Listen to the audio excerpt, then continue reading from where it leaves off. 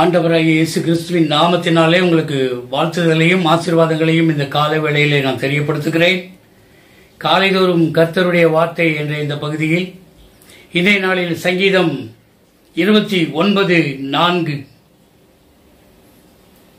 கர்த்தருடைய சத்தம் வல்லமை உள்ளது, கர்த்தருடைய சத்தம் மகத்துவம் உள்ளது. இந்த நாளிலே தேவனாய் கர்த்தர் நமக்கு ஞாபகப்படுத்துகிற வார்த்தை அவருடைய வல்லமையும் மகத்துவத்தையும் வெளிப்படுத்தக்கூடிய வார்த்தைகள். யோவான் புத்தகம் 1 அதிகாரம் 1 வசனம் சொல்லுகிறது, ஆதியிலே இருந்த வார்த்தை, தேவனிடத்தில் இருந்த வார்த்தை, தேவனாகவே இருந்த வார்த்தை. இந்த வார்த்தை தான் தேவனுடைய சத்தமாக இந்த நாளிலே அதனுடைய வல்லமையும் மகத்துவமும் நம்முடைய வாழ்க்கையில வெளிப்படும்படியாக நாம் இந்த நாளிலே ஒரு சில வசனங்களை நாம் வாசிப்போம். ஒழுங்கின்மையும் வெறுமையும் இருளும் இருந்த இடத்துல தேவனுடைய வார்த்தைகள் வெளிச்சத்தை கொண்டு வந்தது. ஆண்டவர் அந்த ஒழுங்கின்மையும் வெறுமையையும் ஆண்டவர் விரும்புகிறவர் அல்ல, அவர் வெறுக்கிறவராக இருக்கிறார். அங்கே வெளிச்சம் உண்டாக கடவுது என்று சொன்ன போது தேவனுடைய வல்லமை அங்கே வெளிப்பட்டது, வெளிச்சம் உண்டாயிற்று என்று நாம் வேதத்திலே காண்கிறோம். இன்றைய நாளிலே கூட ஆண்டவருடைய சத்தம் எப்படிப்பட்டது என்று நாம் கவனிக்கும் பொழுது பாவங்களை குறித்து உணர்த்துகிற தேவனுடைய சத்தம் இந்த நாளில் இருக்கிறது. மனிதன் பாவம் செய்த தேவனுடைய மகிமையை இழந்து போய் அவன் ஓடி ஒளிந்து கொண்டு இருக்கும் பொழுது கூட ஆண்டவர் கேட்கிறார், ஆதாமே ஆதாமே நீ எங்கே இருக்கிறாய் என்று சொல்லி. அவன் சொல்லுகிறான், நான் மரத்துக்கு பின்பாக ஒளிந்து கொண்டிருக்கிறேன் என்று சொல்லுகிறான்.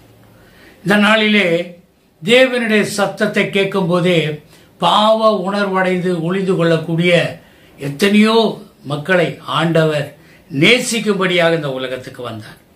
இந்த நாளிலே கூட பாவத்தினாலே ஏற்பட தேவனுக்கும் மனிதனுக்கும் உள்ள இடைவெளியை போக்கும்படியாக இயேசு கிறிஸ்துவானவர் வெளிப்பட்டார் பூமியிலே.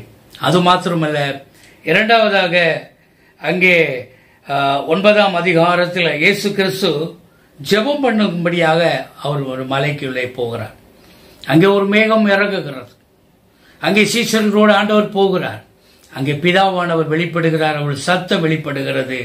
அங்கே இவர் என் நேசகுமாரன், இவர் மேல் பிரியமாயிருக்கிறேன், இவருக்கு செவி கொடுங்கள் என்று சொல்லுகிற வார்த்தையை கேட்கிறோம்.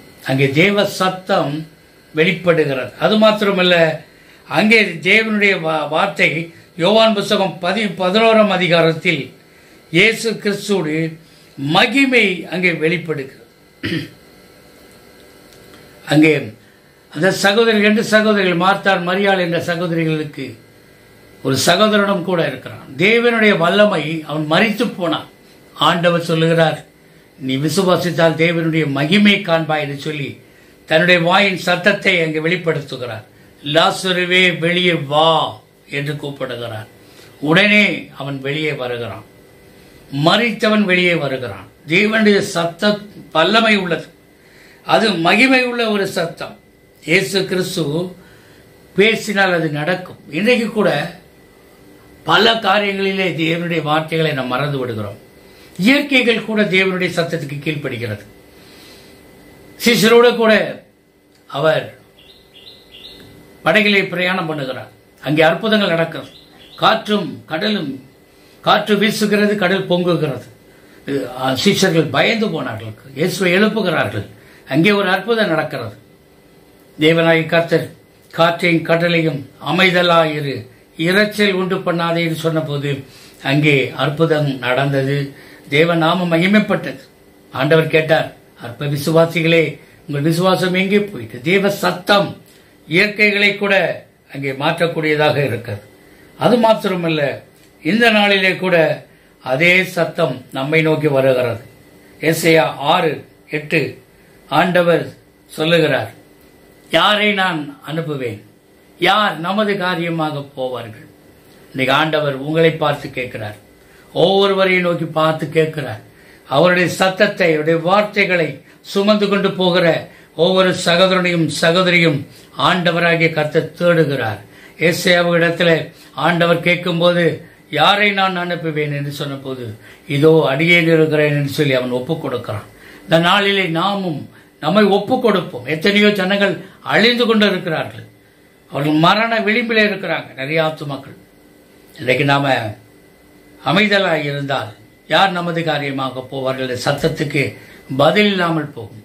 தேவனுடைய வார்த்தைகளை பெற்றிருக்கிற பிரித்தெடுக்கப்பட்ட ஆசீர்வாதமான நாம் தேவனுடைய வார்த்தைகளையும் வல்லமையும் புரிந்து கொண்டிருக்கிறவர்கள் இந்த வார்த்தைகளுக்கு கீழ்ப்படிந்து யாரை நான் அனுப்புவேன் என்று சொல்ல இந்த வார்த்தைகளை நாம் எடுத்துக்கொள்ள வேண்டும். என்னை அனுப்பும், அடியேன் போகிறேன் என்று சொல்லி அங்கே ஏசாயா சொல்லுகிறதை நாம் காண முடியும். அது மாத்திரமல்ல, எசேக்கியேல் புஸ்தகத்தில் ஆண்டவருடைய வார்த்தை அருமையாக சொல்கிறது. 22ஆம் அதிகாரம் 30ஆம் வசனம், நாம் தேசத்தை அழிக்காதபடிக்கு திறப்பின் வாசலில் நிற்கவும் சுவரை அடைக்கத்தக்கதாக ஒரு மனுஷனை தேடினேன், ஒருவனையும் காணேன் என்று அங்கலாய்க்கிற ஒரு கர்த்தருடைய வார்த்தையை பார்க்கிறோம்.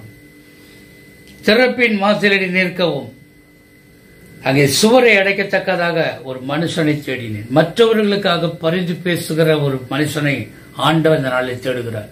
இந்த கர்த்தருடைய சத்தம் வல்லமை உள்ளது. கர்த்தருடைய சத்தத்தை இன்று நீங்கள் கேட்பீர்கள். ஆனால் வனாந்தரத்திலே அங்கே அவர்கள் இருதயத்தை கடினப்படுத்தினார்கள்.